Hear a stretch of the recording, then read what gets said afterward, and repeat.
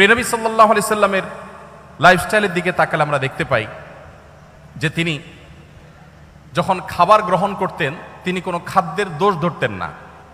কোনো খাবার তার সামনে এলে পছন্দ হলে খেতেন, আর পছন্দ না হলে তিনি রেখে দিতেন, কখনো দোষ ধরতেন না। কানা নবী সাল্লাল্লাহু আলাইহি সাল্লাম লা ইয়াইবু তাআমা কাত্তু, নবী সাল্লাল্লাহু আলাইহি সাল্লাম কখনো কোনো খাবারের দোষ ধরতেন না। এই হাদিসের মধ্যে কত্তু একটা শব্দ এসেছে শামাইলে তিরমিজিতে। কত্তু মানে হলো কখনো, তার মানে তার জীবনে কখনো খাবারের দোষ ধরার ঘটনা ঘটেনি। আমরা অনেক মুসলমান আছি অনেক গুণে গুণান্বিত, আমি জানি না এরকম মুসলমান আমাদের সমাজে কয়জন আছেন।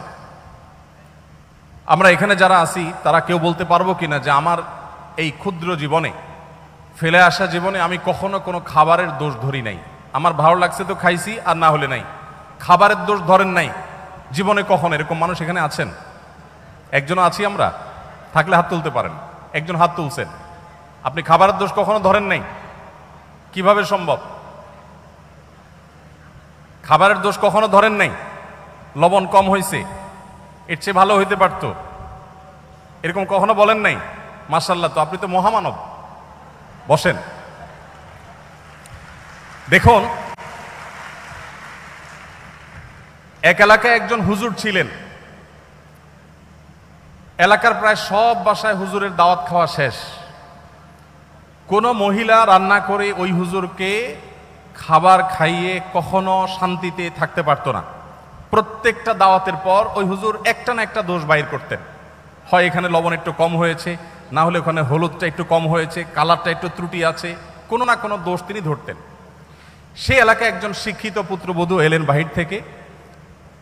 আসার পর তিনি এই হুজুর সম্পর্কে যখন ধারণা পেলেন যে একজন হুজুর আছেন, এই হুজুরের কেউ খাইয়ে সন্তুষ্ট করতে পারেন না, উনি একটা না একটা দোষ ধরেন। যদিও হুজুর মানুষ দোষ ধরার কথা না, নবী সাল্লাল্লাহু আলাইহি ওয়াসাল্লাম সুন্নাহর খেলাফ। যাই হোক, এটা কতটা বাস্তব ঘটনা তাও জানি না, বাকি গল্প হিসাবে শিক্ষণীয় সেই হিসাবে বলা। তো পরে ওই শিক্ষিত পুত্রবধূ তিনি হুজুরের সমস্ত দোষগুলোর তালিকা করলেন যে উনি কোন কোন দোষ ধরেন সাধারণত। সবগুলোকে নোট করে এমনভাবে একটা রান্না তিনি দিলেন যে রান্নাতে হুজুরের দোষ ধরার কোনো ফাঁক রাখলেন না, সব পারফেক্ট রাখলেন। এরপর হুজুরকে দাওয়াত দিয়ে খাওয়ালেন। খাওয়ার পরে এবার পুরুষদের দিকে দিয়ে জিজ্ঞাসা করলেন, এবার হুজুরকে জিজ্ঞাসা করো আজকের খাবার কেমন হয়েছে, কমেন্ট করতে বলো।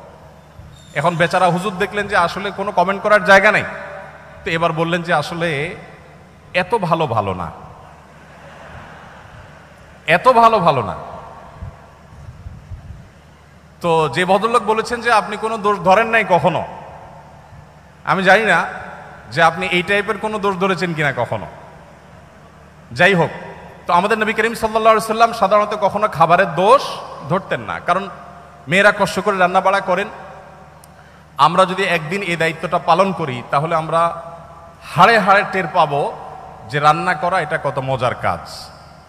সব ঘরেই পুরুষরা, অনেক পুরুষরাই বা বেশিরভাগ পুরুষরাই চেষ্টা করে মাঝে মধ্যে একটু শখ করে রান্না বাড়া করবেন। আমি একবার রান্না বাড়া করেছিলাম, আমার মনে আছে, তরকারি রান্না করেছিলাম যখন আমি সৌদি আরবে ছিলাম। আমার ফ্যামিলি আমার সাথে ছিল, মিসেস হসপিটালে ভর্তি ছিলেন, তো বাচ্চাদের জন্য আমার মনে আছে আলু এবং ডাল দিয়ে একটা তরকারি রান্না করেছিলাম। দুর্ভাগ্যের বিষয় যে সেই তরকারি আমি ছাড়া পরিবারের সদস্যদের কেউ খায়নি। বহুত ফজিলত বর্ণনা করলাম, বহুত বোঝানোর চেষ্টা করলাম, বাচ্চারা কেউ সেটা ছুঁয়েও দেখেনি, তারা জাস্ট উপহাস করে ছেড়ে দিয়েছে। অথচ সে আলু আর ডাল রান্না করতে যে পরিমাণ কষ্ট আমার গেছে, যে পরিমাণ ঘাম আমার ঝরেছে, যে পরিমাণ পেরেশানি আমার হয়েছে, সেটা আমি বলে তাদেরকে বোঝাতে পারতাম না। তো আমরা যারা কথায় কথায় খাবারের দোষ ধরি, আমাদের নবী সাল্লাল্লাহু আলাইহি ওয়াসাল্লামের এই সুন্নাত থেকে শিক্ষা নেওয়া উচিত যে মা বোনদের, আমাদের স্ত্রীদের, মহিলাদের খাবার যদি কখনো পছন্দ হয় আমরা খেলাম, আর অপছন্দ না হলে আমি খেতে চাচ্ছি না, অপারগতা প্রকাশ করলাম, আমরা দোষ ধরবো না। কঠিন, কিন্তু এই কাজটা আমাদেরকে করতে হবে যদি আমাদেরকে আদর্শ মুসলমান হতে হয়। আল্লাহ আমাদের সবাইকে সেই তৌফিক দান করুন। তো নবী করিম সাল্লাল্লাহু আলাইহি ওয়াসাল্লাম তিনি খাবারের কখনো দোষ ধরতেন না, আর খাবার খুব কম পরিমাণে খেতেন। অনেক সুন্নত আমল করা যায়, এই সুন্নতের আমলটা অনেক কঠিন। খাবারের পরে মিষ্টি খাওয়া সুন্নত, এরকম একটা কথা আমাদের সমাজে প্রচলিত আছে, যদিও এর কোনো ভিত্তি নাই। আমরা নিজেদের প্রয়োজনে খাবারের পরে ডেজার্ট খেতে ভালো লাগে, সেজন্য আমরা হাদিস বানিয়ে নিয়েছি যে খাবারের পরে মিষ্টি খাওয়া সুন্নত।